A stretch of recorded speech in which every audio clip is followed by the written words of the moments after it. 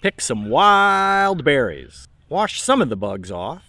Melt a stick of butter in the skillet. Stir up all the other ingredients. Put the yumminess in the skillet.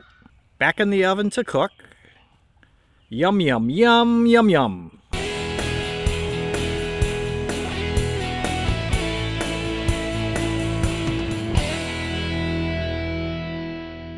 Okay, today we're gonna make a homemade, farm fresh, awesome, wild fruit cobbler. I saw a video the other day by Jason down at Cog Hill Farm. Jason's farm's about 200 miles south of us down in Alabama. He has an awesome YouTube channel, and I'll put a link to Jason's channel down in the description. So you can go check it out after you watch all of this video. All of it.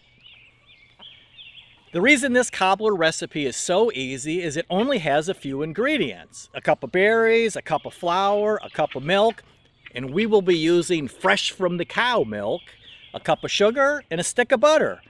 Bingo! That's it. Jason used fresh picked blackberries, but our blackberries are nowhere near ripe yet. What can we use instead? I know. We have these tasty berries. They are wild berries growing all over our homestead. Now, I have no idea what they are. Some people think they're wild blueberries. Some people think they're wild Juneberries. I don't know. I don't care. They're safe to eat and they taste great. So there we go. That's all I need. The first thing we have to do is pick our berries. We're going to pick about 2 cups worth here today. These are some green ones that there aren't even any ripe ones at all on this bush. Weird. Hey Tank, what you doing, kitty, kitty, kitty? Hey buddy. So these bushes are, some are high, some are low. We're just going to pick off the berries. Now, something to keep in mind when you're out picking wild berries. If you don't know what they are, be careful. Now, the deal is, I like to change things up. What fun is following a recipe? We like to cook in cast iron, so we will be using a 12-inch, 8-pound cast iron skillet to cook our fruit cobbler.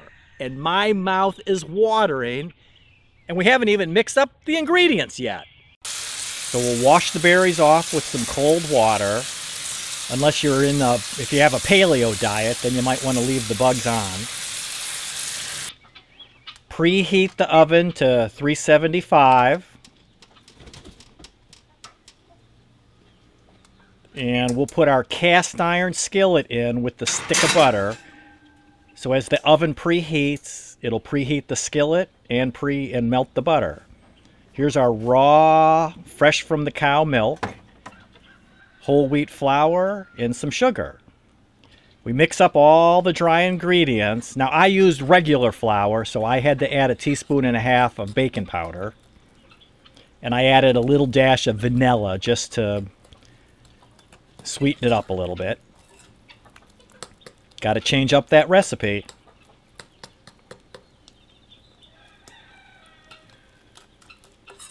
And there's our preheated skillet up to 375, and the butter is melted.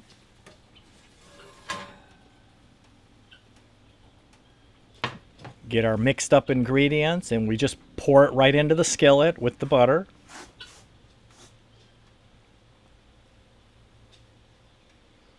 Sprinkle in our 2 cups of wild berries, whatever they are. Pop this 8-pound skillet back into the stove.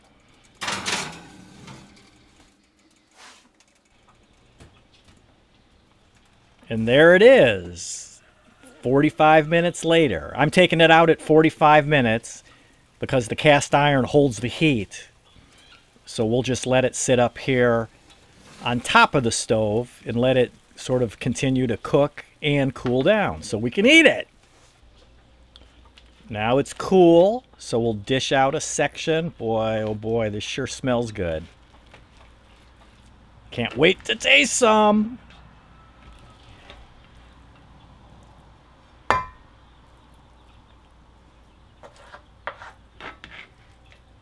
Little extra berries there.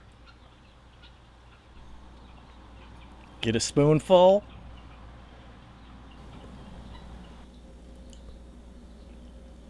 Man, is that good. Awesome. And I think we'll go for another spoonful. This is so good.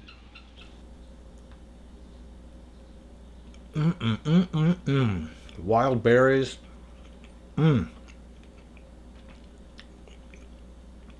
Better than store-bought any day.